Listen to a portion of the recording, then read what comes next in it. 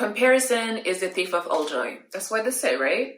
Yet we live in a society where we are compared to each other or compare even ourselves to each other literally all the time. And that's what I'm going to talk about here today, the comparison plague. There's many things to say. I'll try to do a condensed version of it. Welcome to Conscious Matters. I'm Melissa. On this channel, I talk about conscious living through empowerment and holistic wellness, especially mental health. A few words about comparison. I mean, we all know what it is. It's the first time in whole history of humanity that we have such an easy access to other people's lives and achievements and accomplishments thanks to internet and social media. I mean, internet and social media are not the bad guys. It's our use of it that can be either a good thing or a detrimental thing. We all compare. I think it's in human nature. So there's no shame, I guess, into that. Living in communities, we all look left and right at each other and say, okay, what are you doing? What are you doing? And then it can be inspirational, it can be uplifting, it can be great, but generally that's not how we use it. We tend to use it as a scale to measure our self-worth. And that's when it becomes detrimental. So let's focus on that. Let's focus on that detrimental part, how we use comparison, which could have been uplifting and empowering in a way that is actually doing the contrary and even destroying some people's self-esteem. So let's start with a reminder, I guess, that what we see or what people are showing most of the time, I'm not going to make a huge generalization, but most of the time it's an illusion, and that creates this confusion in our mind in thinking this is the reality and our reality doesn't match that.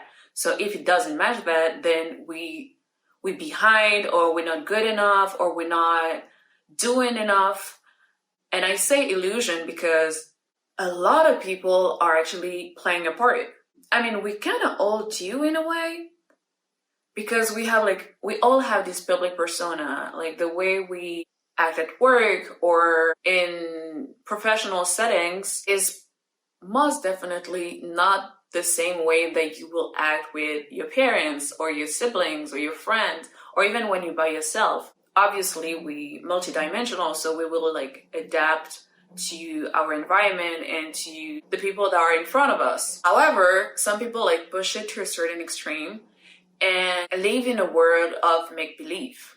And we have to be very aware of that, especially with our constant use of social media and the internet generally, when we go on any website, on blogs, etc. Because I think it's important to adjust our lens with what is actually there, what is actually the truth, and not being blinded by a veil and believing something that is not even real. Let's backtrack a little bit.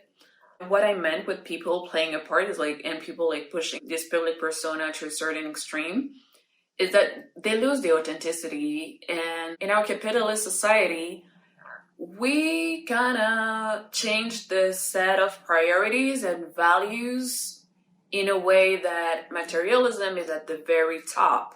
Wanting to be accepted and connected, the default setting in our brain is that we need to fit in.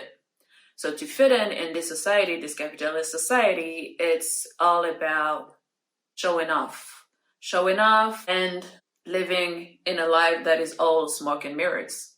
Let's take an example. People want to appear rich, want to appear that they have a certain lifestyle that allow them to live grand, living lavish, etc. There's nothing wrong with that, living lavish and being rich. But when you're not, and you actually presenting yourself as that, but you buying fake brands because you want to portray this image of luxury, you are actually putting yourself in debt, taking loans after loans to be able to pay for things that you cannot even afford. Or when people want to portray the image of having the perfect relationship, when in reality or in truth, behind closed doors, both of them are extremely miserable, or one of them is selling the soul to get the material comfort of the other, or just to not be labeled as single and to have this Disney image of being like the perfect couple and living happily ever after, and being in a relationship just for the sake of being in a relationship. Doesn't matter, like we all to a certain extent buy into that common misconception of keeping up with the appearances. And once again, smoke and mirrors, like celebrities with plastic surgery, this Instagram life where everything is so perfect, filters on social media, we don't even look like ourselves anymore. Just like to joke around, I tried like few filters and some were like out of this world. I was like, who is on my screen right now? This is not me. But that was hilarious, like to play with it, but like to constantly appear like that and even forgetting what your face looked like on the internet, we will take them as kind of beauty standard, like we're supposed to look like that, but they don't even look like that. They added things to look like that or took out things to look like that. I mean, at the end of the day, you do what you need to do to make yourself feel good, but what I'm trying to say here is that we need to adjust our lens to what is actually real. If we want to compare ourselves, let's remind ourselves that some things are either unattainable because they are not, they are curated through different means.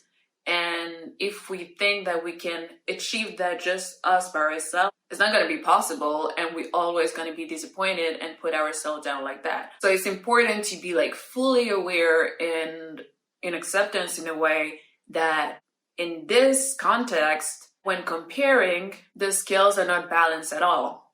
We're comparing to something that is manufactured and not real. And if it's too good to be true, it might be that because it's not true. The illusion is uncanny. The illusion is like out of this world. And there's a lot behind the scene that we actually don't see. For example, what you see here might be nice. I mean, it depends of your taste. But at least it's like clean. You don't know if the rest of the room is a total mess or if it matches here, right? So we show what we want to show, and we show most of the time what people want to see. So maybe we should adjust what we want to see too. A lot of us want to have the reward without doing the work. Manifesting abundance without doing that deep, long, tiring, but necessary inner work. Understanding and accepting the shadow self, learning and growing and evolving from the work to release the traumas, the fears, and self-imposed limitations. Like this is not sexy. This is not necessarily enjoyable. So I understand why people don't want to do it, but it's so necessary. Like you cannot just want the surface and not the whole thing. I think we lack substance sometimes. We lack substance. We just want to have the what's on top of the cake and not actually digging in. And even without all of that, let's put aside the people who are pushing the public persona a little bit too much. Let's take regular people, you and I, and comparing each other to one another. Even that, we don't see the whole picture. We really don't. Because even people who are not part of the fame game, everybody has their own stories. Everybody has their own fears, has their own trauma, hurdles, pains, privileges, and shortcomings. And I'm saying privileges because it doesn't need to be something grandiose. We all have privileges. Maybe you have more than someone else, but we all have at least one privilege compared to one another. And even if you think you know the person, you don't know the full version, the full gamut of the person.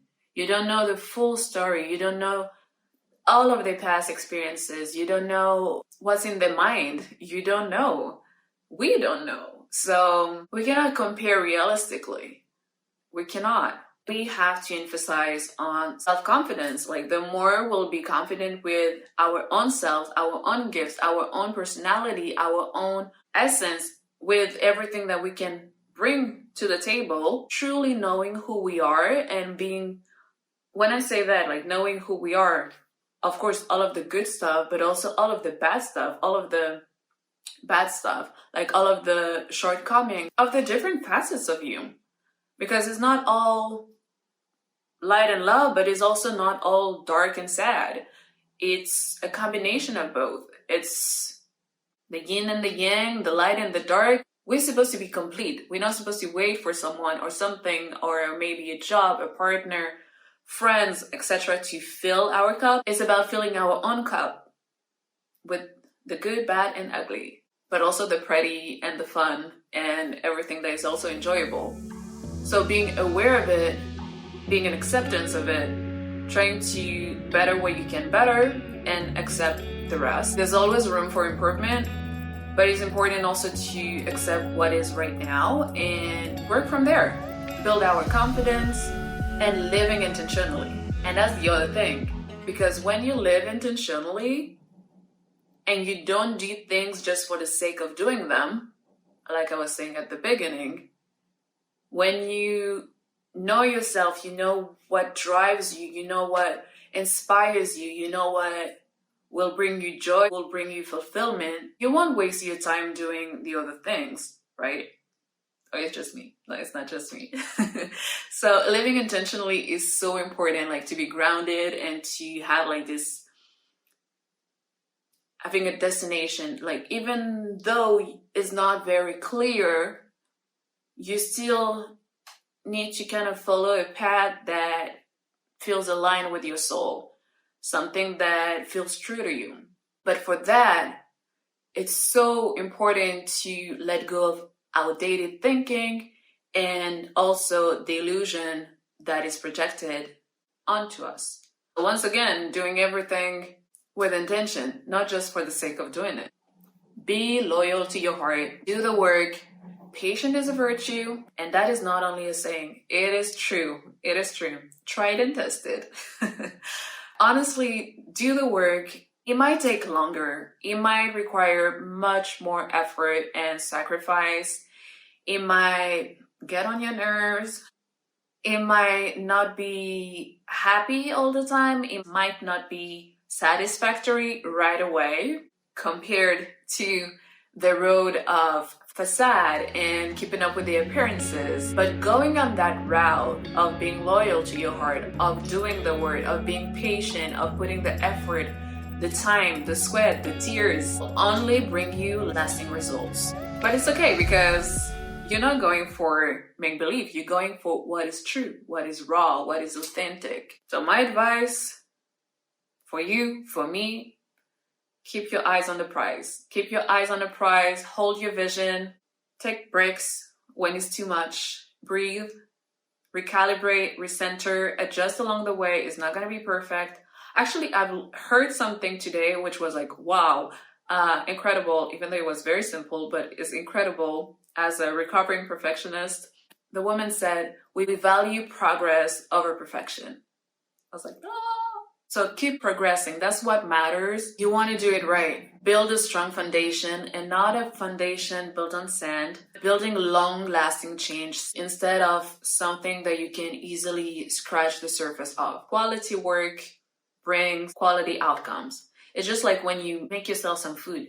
If you go by not quality ingredients compared to quality ingredients, trust me, the way that it's going to feel, is going to taste, is going to be hugely different. Even for your body, it's going to be much more nourishing, bring you more strength, much more energy when it's quality ingredient versus the not quality one. And that's what you want to bring into your life. You want to bring quality actions, quality thinking, quality inspiration, quality everything, so you can live a life of high quality. So put in the efforts so you can live a life of high quality. And all of that comes down to surrendering. Come as you are, be aware and acknowledge your own brilliance with humility. Stay real, authentic, and raw. Just remember to not compare yourself. It's not necessary. There's only one of you. You're unique and special in your own way. But we're all humans, so we might go back to comparing from time to time. But compare with yourself. Compare with your past self. Who were you yesterday? Who were you a month ago? Who were you a year ago, 5 years ago? Are you at a better place right now? Do you have a better thinking pattern? Are your relationships improved compared to what they were before? Compare to yourself, compare to your past self, your own competition. And if you really have to compare to others, use them as inspiration. Use them as a motivator for you to level up, to improve yourself. Because as I said before, and I'll always say to myself even, there's always room for improvement. But use other people not to put yourself down, not to make yourself doubt your capabilities and your abilities, but to really give you that boost and saying okay, she's doing that or he's doing that. They're not better than me, they're not worse than me, so maybe I can do it too. And then you try it and you put your own zest and voila. So look at others for inspiration on your own journey, not to become them, because you cannot be someone else. You, and that's enough. That's all it's been asked of you, just to be you. Step into what's good for you. Don't mind left and right. Just, you have your own path. You have your own path, you have your own journey. You will have your own experiences. So let go of the illusion. Focus on you, on what you can bring, how you can better your life, and as a ripple effect, improve other people's life around you. And for them to look at you and find also inspiration so they can implement whatever you implemented to live the life that you're living right now in their own life, and so they can also level up. And just remember that whatever you dream, you can do. If it was in your subconscious, in your imagination, it means that you're capable. It was given to you for a reason. I hope this video was helpful. Thank you for watching, and share in the comments down below if you ever find yourself comparing to other people and what it does to your self-esteem, so we can inspire each other and reflect together. Don't forget to like, comment, subscribe, and share this video to help this channel to keep on spreading the word about conscious living through holistic wellness. Stay true, keep showing up for yourself, and as always, let your soul lead the way. Take care.